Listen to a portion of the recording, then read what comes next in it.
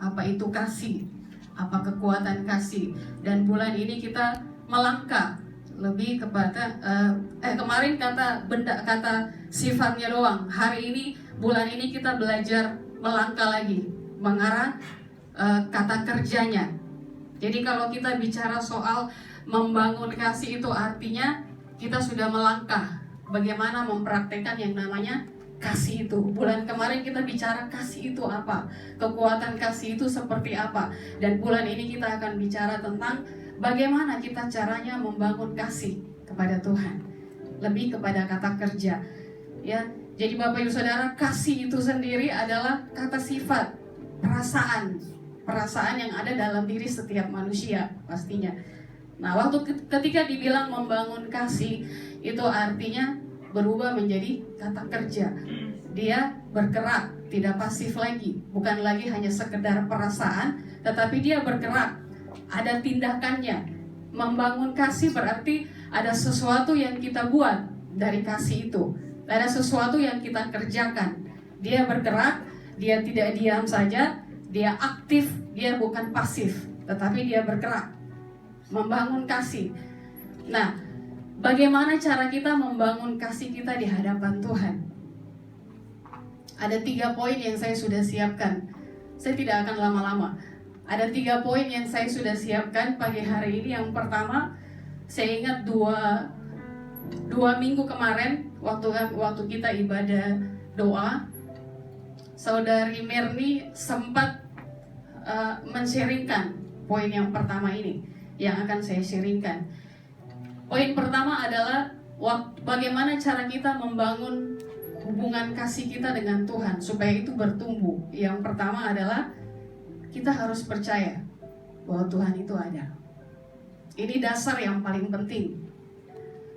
Bagaimana bisa iman kita bertumbuh kepada Tuhan kalau kita sendiri hanya kayak meraba-raba begitu ya? Kita sendiri tidak tahu kalau Tuhan itu memang benar-benar ada. Nah, ini poin pertama, dasar pertama yang harus kita bahas, bahwa kita bisa bertumbuh, kita bisa mengasihi Tuhan, kita bisa mencintai Tuhan kalau kita memang benar-benar yakin, kita benar-benar percaya bahwa Tuhan yang kita sembah itu ada. Sekalipun secara fisikal kita tidak bisa saling melihat. Seperti saya dengan saudara, seperti kita sama-sama tidak bisa saling melihat. Tetapi dengan iman, kita harus percaya, karena itu kata firman Tuhan dalam Ibrani pasal 11 ayat 6 berkata,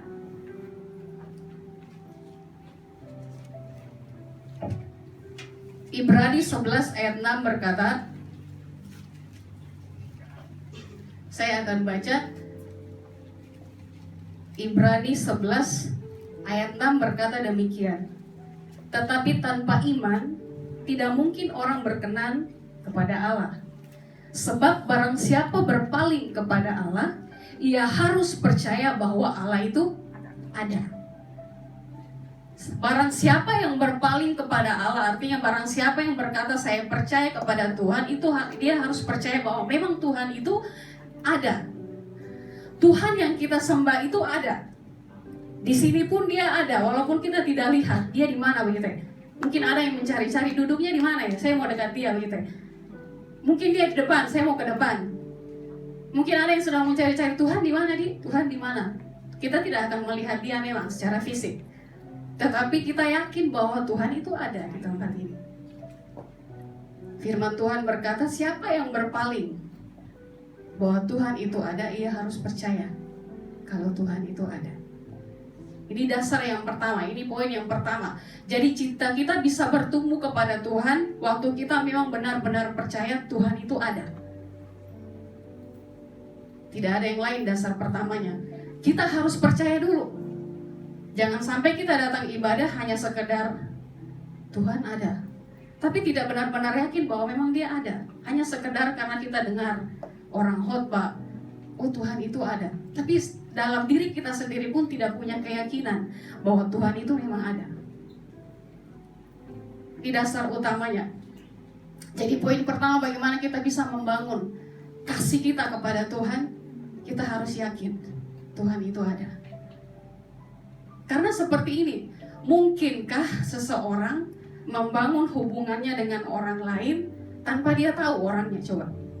Mungkinkah seseorang bisa membangun hubungannya dengan satu dengan yang lain tanpa dia melihat orangnya gitu ya?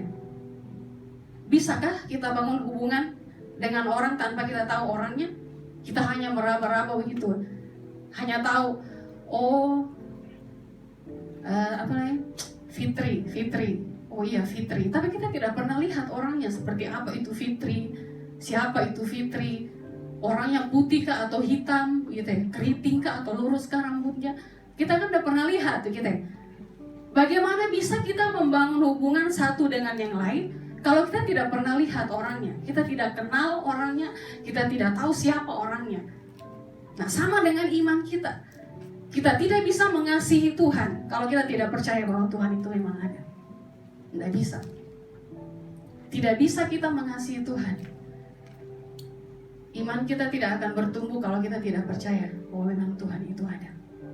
Tuhan ada. Sama dengan neraka dan surga, itu nyata. Ada orang-orang yang bilang, saya pernah baca buku katanya surga dan neraka itu hanya sekedar hanya kayak hayalan begitu ya, tidak nyata. Tetapi Alkitab bilang surga itu ada, neraka itu ada, sama dengan Tuhan itu ada. Ada, Tuhan ada. Dan kita harus percaya itu sebagai orang percaya. Karena waktu kita sudah tahu Tuhan, waktu kita sudah kenal Tuhan, kita mengalami Tuhan, otomatis kita akan tahu atributnya Tuhan itu seperti apa. Begitu ya. Karena waktu seseorang menjalin hubungan dengan orang lain, otomatis waktu dia sudah kenal lama, dia sudah lihat setiap hari, oh dia tahu sifatnya, oh dia ini seperti ini ternyata, oh dia baik begitu ya.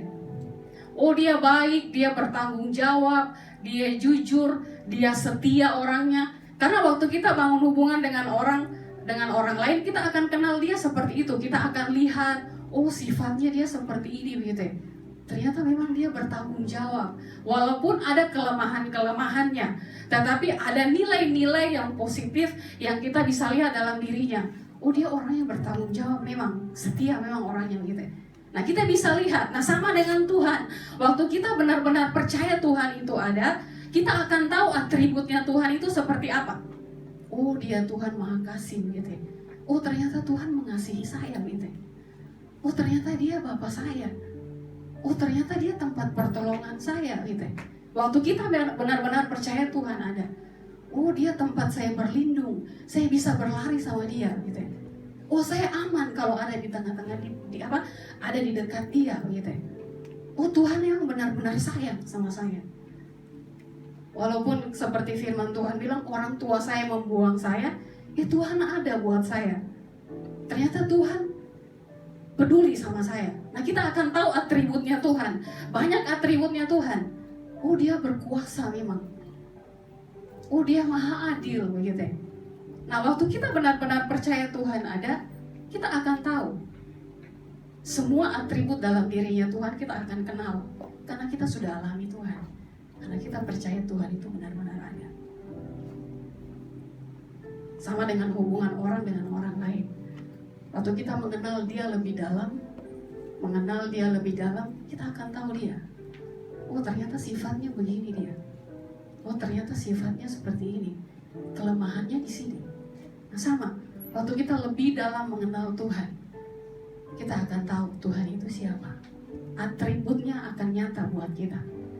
Oh tempat saya berlindung hanya Tuhan ternyata. Karena memang dia yang benar-benar ada buat saya. Saya yakin dia ada. Poin pertama. Sama dengan pemazmur katakan di dalam Mazmur 139. Coba kita buka Mazmur 139.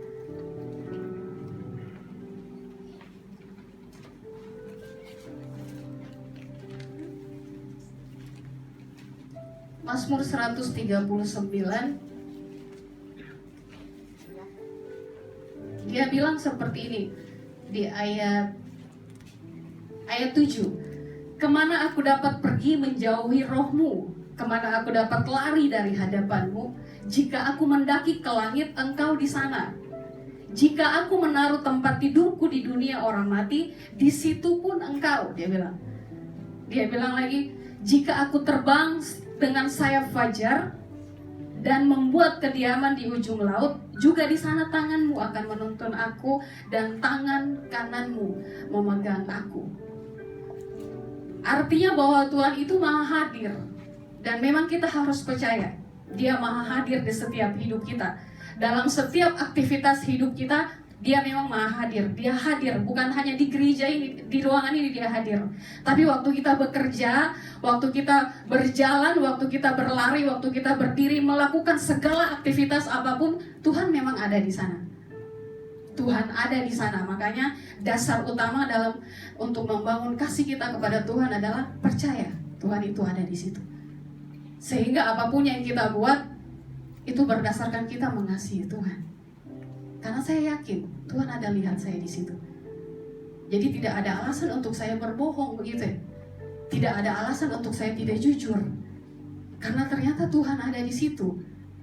Saya percaya Tuhan ada di sini. Tidak ada alasan. Tidak ada alasan. Tidak ada alasan untuk saya bisa mengambil barang orang lain yang bukan milik saya tanpa sepengetahuan orang.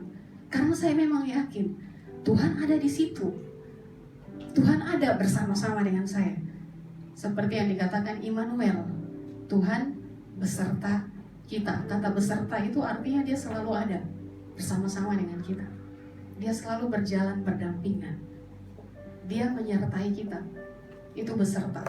Nah, itu yang pertama, poin pertama. Kemudian poin kedua, bagaimana kita bisa membangun kasih kita kepada Tuhan. Poin kedua adalah bangun komunikasimu dengan Tuhan setiap saat. Karena dalam sebuah hubungan, komunikasi itu sangat penting. Saya yakin semua umat Tuhan di tempat ini setuju dengan saya bahwa komunikasi itu penting dalam sebuah hubungan.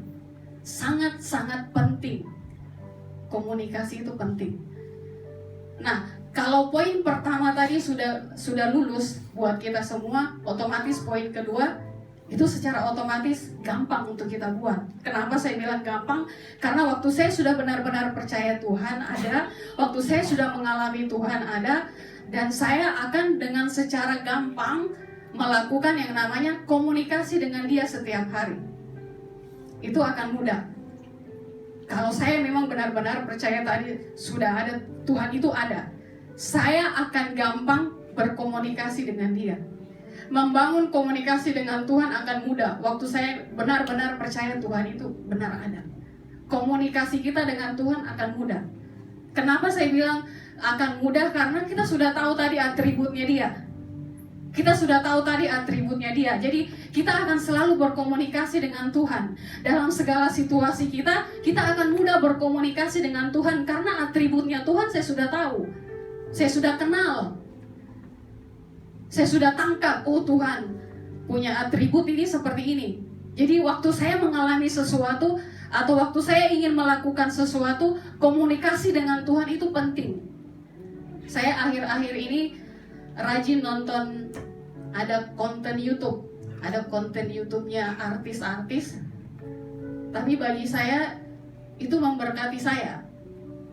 Karena banyak artis-artis yang diwawancarai yang dulunya hidupnya glamor begitu ya, yang dulunya hidupnya penuh dengan kesombongan, yang dulunya hidupnya merasa bahwa semua yang saya punya, semua yang saya dapatkan ini karena saya cantik, karena saya pandai, karena saya hebat. Tetapi waktu saya nonton konten itu, ternyata banyak di antara artis-artis Kristen khususnya hari-hari ini yang mengalami Tuhan secara pribadi. Luar biasa. Jadi mereka mengalami Tuhan secara pribadi. Waktu mereka alami Tuhan secara pribadi, komunikasi mereka dengan Tuhan jadi lancar. Komunikasi mereka dengan Tuhan jadi lancar. Bahkan ada yang artis yang dia bilang seperti ini, waktu dia diwawancarai dia bilang, setiap saat dia itu selalu tanya sama Tuhan. Kalau misalnya dia dapat uang, dia dapat berkat, Tuhan, uang ini saya mau apakan? Gitu ya. Saya mau kasih orang tua saya berapa? Jadi waktu dia dapat konfirmasi, dia dapat afirmasi dari Tuhan, dia dapat jawaban dari Tuhan, dia tidak neko-neko lagi gitu ya, karena dia tahu Tuhan yang suruh dia. Bahkan waktu dia mau bertemu dengan siapa, waktu dia diundang ke acara ini, waktu dia mau melakukan apapun juga, dia selalu konfirmasi ke Tuhan. Tuhan, saya mau ketemu dengan ini. Ini kata artis itu, nah. Ini waktu dia diwawancarai, ada beberapa artis. Jadi waktu dia diwawancarai, Tuhan, saya mau ketemu ini. Bagaimana Tuhan? Pokoknya setiap detik dalam hidupnya, setiap detailnya dalam hidupnya, dia selalu tanya sama Tuhan. Dia selalu berkomunikasi dengan Tuhan. Nah, Bapak Ibu Saudara, waktu kita sudah alami Tuhan, seperti yang saya bilang tadi, poin kedua ini, komunikasi itu otomatis akan berjalan dengan baik.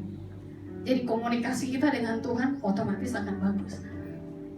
Kita akan selalu bertanya sama Tuhan, Tuhan, saya dapat uang begini, kira-kira Tuhan siapa yang saya mau tolong gitu ya. Tuhan, saya mau apakan uang ini. Tuhan, saya jalan ke tempat ini, bisa enggak? Sampai sedetail itu begitu ya. Saya harus jujur, belum sampai sedetail itu. Walaupun kadang-kala ada hal-hal yang memang selalu saya tanya sama Tuhan, tapi sampai sedetail itu saya belum sampai ke tahap itu. Saya belum sampai ke tahap Tuhan, saya mau jalan ke tempat ini. Tuhan, setuju enggak? Saya belum sampai ke situ. Tapi ada hal-hal yang memang saya selalu tanya sama Tuhan. Nah, di konten artis ini yang saya ceritakan tadi, mereka sampai segitunya gitu ya, sampai sedetail itu dalam dirinya. Dia harus tanya sama Tuhan. Wow, begitu. Saya harus bilang wow. Karena dia sudah alami Tuhan. Jadi semua aspek dalam hidupnya, apapun yang dia mau kerjakan, kemanapun dia mau pergi, selalu dia tanya Tuhan. Komunikasi dengan Tuhan. Komunikasinya lancar dengan Tuhan. Jadi cintanya semakin besar sama Tuhan. Cintanya semakin bertumbuh kepada Tuhan. Seseorang menjalin hubungan kalau komunikasinya jarang, saya yakin tidak akan bertumbuh dengan bagus. Hubungannya pasti. Kalau komunikasinya tidak bagus, tidak lancar gitu, hubungannya tidak akan baik. Jadi di poin kedua adalah komunikasi itu penting. Komunikasi dengan Tuhan. Karena kita tidak hidup di zaman perjanjian lama, Bapak Ibu Saudara. Zaman perjanjian lama, orang-orang Israel kalau mau datang mengaku dosanya harus lewat para imam. Para imam datang ke bait Allah dan mewakili mereka, karena tidak sembarang orang masuk. Tetapi kita hidup di zaman di mana Tuhan Yesus sudah naik ke surga dan Roh Kudus dicurahkan buat kita, dan Roh itu berdiam dalam diri kita. Roh Kudus itu berdiam dalam diri kita dan kita bisa berkomunikasi setiap saat dengan Dia. Kita bisa berkomunikasi dengan Dia setiap saat dengan Dia. Sebab Roh itu hidup di dalam kita. Roh itu hidup di dalam kita. Kita bisa bicara apa saja sama Dia. Bicara apa saja. Tidak usah terlalu formal. Apa yang kamu rasakan hari ini, katakan sama Tuhan. Ucapkan itu sama Tuhan. Sederhana saja. Sebab Tuhan itu ada di dalam kita. Dia bukan lagi Tuhan yang jauh, yang harus kita panggil pendeta mewakili kita untuk mengakui semuanya di hadapan Tuhan. Dia bukan Tuhan lagi yang seperti itu yang kita sembah sekarang. Dia adalah Roh Kudus. Dia Roh yang hidup di dalam setiap kita. Roh yang hidup di dalam setiap kita. Maka bangun hubunganmu secara pribadi dengan Tuhan. Setiap saat bangun hubunganmu dengan Tuhan. Maka kasihmu akan semakin bertumbuh kepada Tuhan. Poin yang ketiga adalah harus ada respon. Ada feedback. Jadi waktu kita sudah tahu bahwa Tuhan itu mengasihi kita, harus ada feedback, harus ada timbal baliknya. Karena itu yang Tuhan inginkan. Waktu Israel dibawa keluar dari tanah Mesir, Tuhan selalu bilang apa? Sembahlah aku, jangan ada Allah lain di hadapanmu. Sembahlah aku. Itu artinya bahwa Tuhan menginginkan hidup kita. Jangan ada yang lain. Hanya Dia yang harus disembah. Jadi ada feedback, harus ada timbal balik. Ada timbal baliknya kepada Tuhan. Ada feedbacknya. Di dalam 10 hukum dikatakan, Jangan ada padamu Allah lain di hadapanku, dan seterusnya dan seterusnya. Akulah Tuhan Allahmu yang membawa engkau keluar dari tanah Mesir. Jangan menyembah ilah lain, maupun yang ada di bumi, yang ada di mana saja. Jangan sembah mereka, sembah saja aku. Itu yang Tuhan katakan. Artinya waktu Tuhan sudah menebus hidup kita, Dia berhak atas hidup kita. Waktu Tuhan sudah menebus kita, Dia berhak atas hidup kita. Kita tidak punya hak lagi. Seperti yang Paulus katakan, jika aku hidup buat Kristus. Dan jika aku mati untuk Kristus. Mau hidup, mau mati, semuanya miliknya Tuhan. Kita semua miliknya Tuhan. Jadi waktu kita sadar bahwa Tuhan sudah mengasihi kita, harus ada timbal balik. Tuhan menginginkan itu dalam hidup kita. Tuhan ingin itu dalam hidup kita. Mari persembahkan tubuhmu seperti yang dikatakan Roma 12 ayat 2 berkata seperti ini. Coba kita buka Roma 12 ayat 2. Satu orang dengan cepat baca kalau sudah dapat. Roma 12 ayat 2.